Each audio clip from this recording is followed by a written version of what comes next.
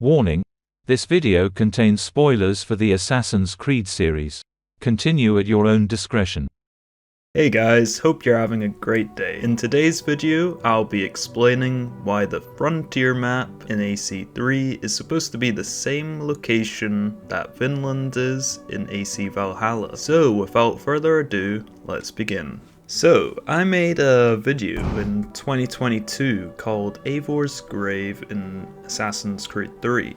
In that video, I tried to show that the frontier and Vinland are the same location, which I thought I did to a good extent considering it was the early days of my channel and me making videos. I also did another video comparing Vinland and the frontier map visually and the key locations that they share. Check it out if you've got some spare time later on perhaps, but for now let's continue.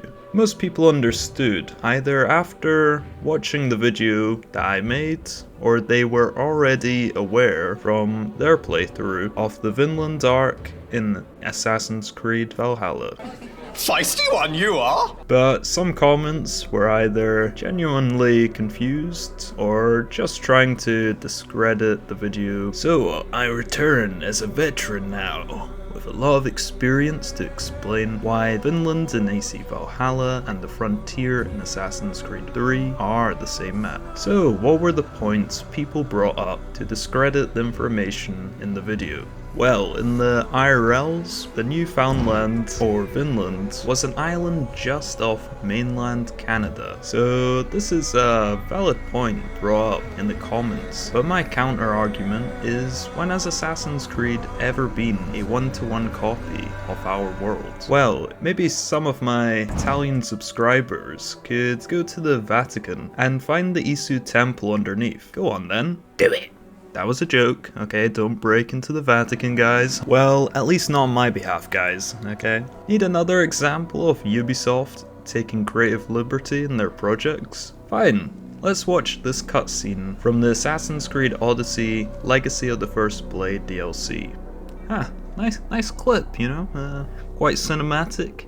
But hopefully you can spot what's wrong here. Pyramids were being built thousands of years after they were already completed in real life. Yes, you heard me correct, thousands of years later, just for a time lapse. Those are some of the creative liberties Ubisoft will take. That wasn't enough for you? Okay, another example. How about the fact Cassandra fighting a big fucking cyclops or other mythical monsters and creatures? And of course, Cassandra living for 2,400 years. As far as I'm aware of, nobody's quite managed that number. But please let me know if somebody has. I'm ready to be proven wrong. Or for my OG members in the audience, Altair, Ezio and Desmond all using a device to control people that wasn't TikTok. Hopefully that's enough examples for you that Assassin's Creed is not a one-to-one with our world. And if it was, well, I'm surprised Ubisoft, I mean Abstergo, didn't kill me for my AC Mirage review. Oh, wait, hold on guys, that's a knock on the door. A few moments later. Please, I promise I'll be a shill. I'll be a shill. A few minutes later. So, the Assassin's Creed series is basically a fictional alternate reality that very loosely follows real life history. Like, please, I know it's fun to explore these worlds, please just don't take Assassin's Creed for your literal history, okay? Cesare Borgia wasn't wielding an Apple of Eden or, you know, some advanced technology in the past. He was probably banging his sister, but, you know, the piece of Eden, you know, I wouldn't take that literally, okay? So considering all of this, is it that far-fetched in this reality that some Vikings traveled to the Newfoundland a few centuries earlier?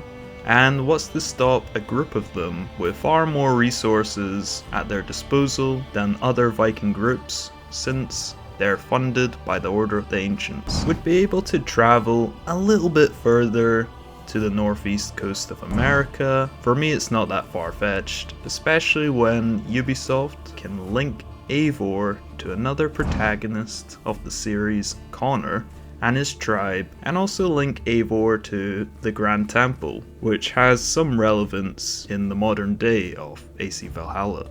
That serves as a small reminder of the plot of Assassin's Creed 3 to prepare players for later in the game when they find out that after the fallout of Desmond's actions in Assassin's Creed 3 and how they affected the modern day in Assassin's Creed Valhalla. Which brings me nicely onto one of the strongest pieces of evidence, the crystal ball Eivor collected of Gorm's corpse and then handed it to a Native American tribe, and considering Connor's tribe have possession of this crystal ball 900 years later, it's probably the same tribe. Some believe it's a different tribe or that the tribe migrated from Canada to America, which is another fair point, but this is not any random tribe. This tribe possesses an Isu device that can communicate with them and tell them their duty is to protect the artifact till Connor is able to use it,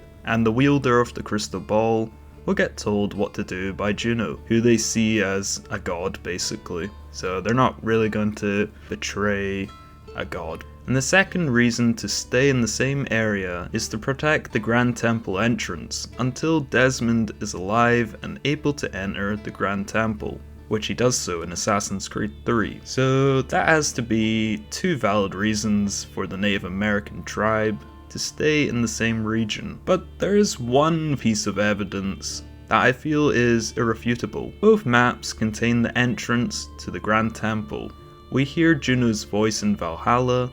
We know a part of Juno's life essence lingers in the Grand Temple in Assassin's Creed 3, and for the many millennia before 2012. You'd think it's hard to deny that, but people still did. Another entrance to the Grand Temple or another temple is in Canada. Sure, there may be another temple in Canada, that's fine, but we've got to put this into context of the game and the overall series of Assassin's Creed. What's the importance? Why does Eivor not enter this temple? Why does Juno say Eivor is not the right person?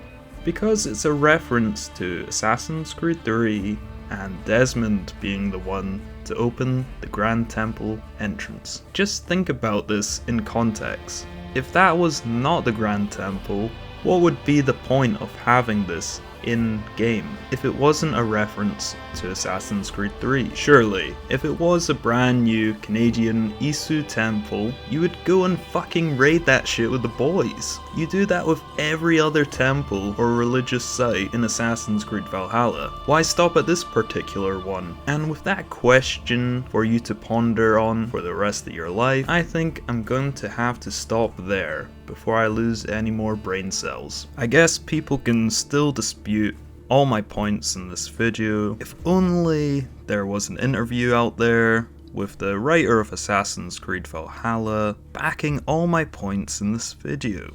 Oh wait, what's this? Access the Animus. Ooh. Shall I play the clip for you? So, before this, are there other places that you can travel to through the settlement? Is there something that you can mention? Yeah. Because it was mentioned that there are some other locations, and I was wondering if it was just like these mythological locations, or if there's other. So it's fairly well known that the Vikings discovered America. Oh.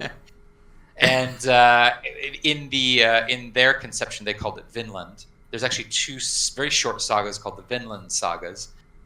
They happen in 1000 AD. Leif Erikson and Eric. Oh yes. And Leif Erikson. We knew that we probably wouldn't be making a Viking game set 100 years later. So we thought, could we go to America for some reason?